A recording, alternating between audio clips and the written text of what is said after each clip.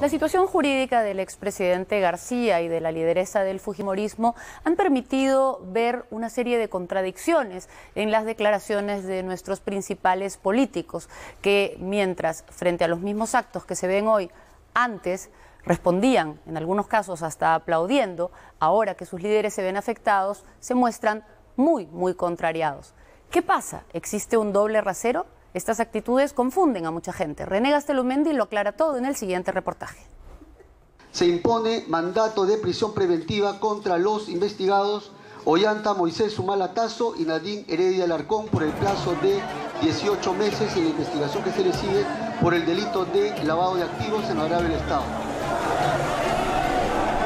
Se impone mandato de prisión preventiva en contra del investigado Vicente Ignacio Silva Checa por el plazo de 36 meses.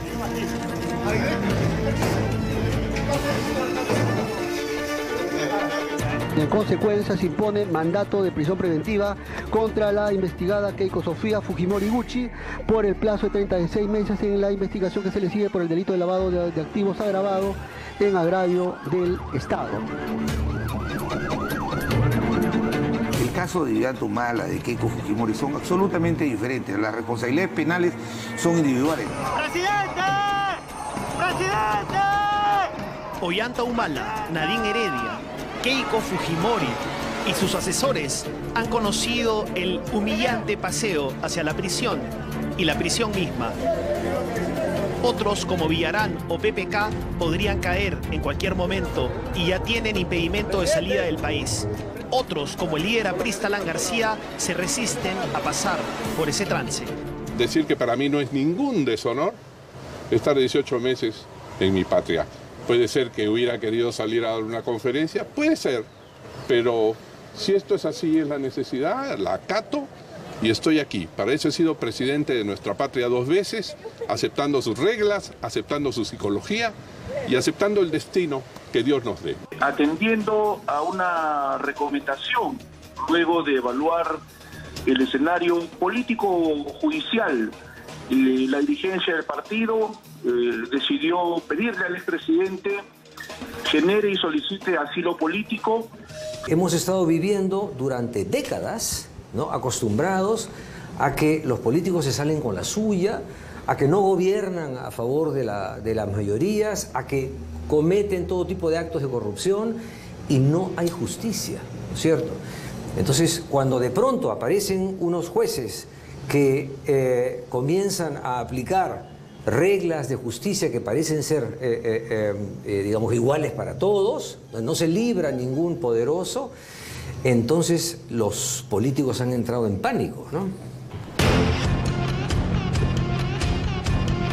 Ciertamente, estas imágenes que definen la frontera entre la libertad y la cárcel están remeciendo a la sociedad peruana y un tándem del sistema de justicia conformado por el fiscal José Domingo Pérez y el juez Richard Concepción Carhuancho usando la polémica pero legal figura de la prisión preventiva, es decir, cárcel antes que la sentencia, por si acaso de pronto tiene un poder que nadie tuvo.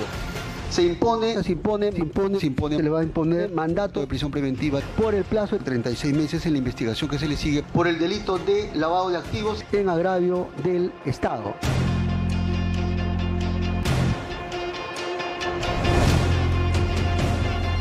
La sorpresa de la población es muy grande al ver que hay jueces o fiscales que están actuando en principio en cumplimiento de la ley y sin importar quiénes son las personas que están siendo investigadas o juzgadas, es decir, si tienen o no tienen poder, si tienen o no tienen dinero. Por eso creo que el efecto es positivo. Cerca de una veintena de detenidos. La otra línea de reflexión, las contradicciones de políticos, periodistas, partidarios, militantes, etcétera, cuyas opiniones sobre lo mismo varían con el viento dependiendo de la orilla en la que estén situados. Escuchemos, por ejemplo, cuando el mismo juez Concepción Carhuancho dictó prisión preventiva contra Humala y Nadine Heredia en junio del 2017. Por su parte, don Isaac lanzó fuertes calificativos hacia el juez Richard Concepción Carguancho. Es un tontonazo porque en este asunto, ¿no? Lo que se ha tocado no es la materia, sino un incidente.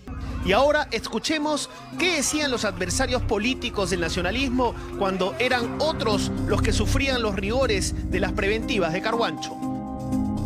Que se está combatiendo la corrupción y que queda como precedente para los que ocupen cargos que la justicia se aplica para todos. Esa guachafada de la pareja presidencial que siempre repetían los nacionalistas cuando estaban acá, y además lo decían de la manera más seria, la pareja presidencial, ahora les está pagando.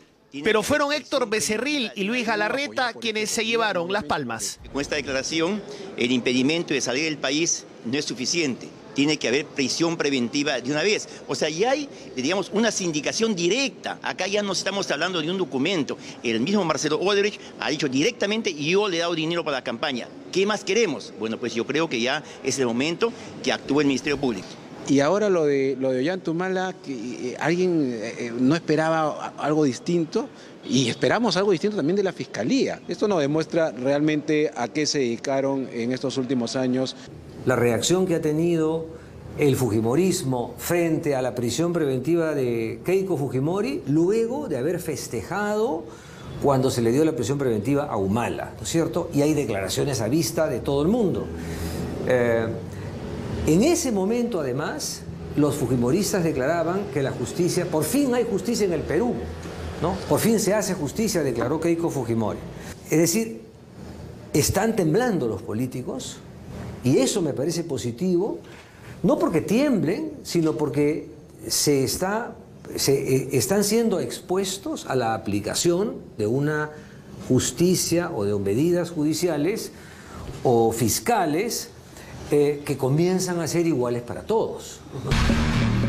El mismo Ollantumala en su momento dijo en una columna publicada en el diario El Comercio, luego de cumplir 8 meses de prisión preventiva, lo siguiente: la violación del derecho a la libertad en condiciones que obedecen a presiones políticas y mediáticas más que legales destruye todo lo que somos como sociedad y debilita nuestra democracia.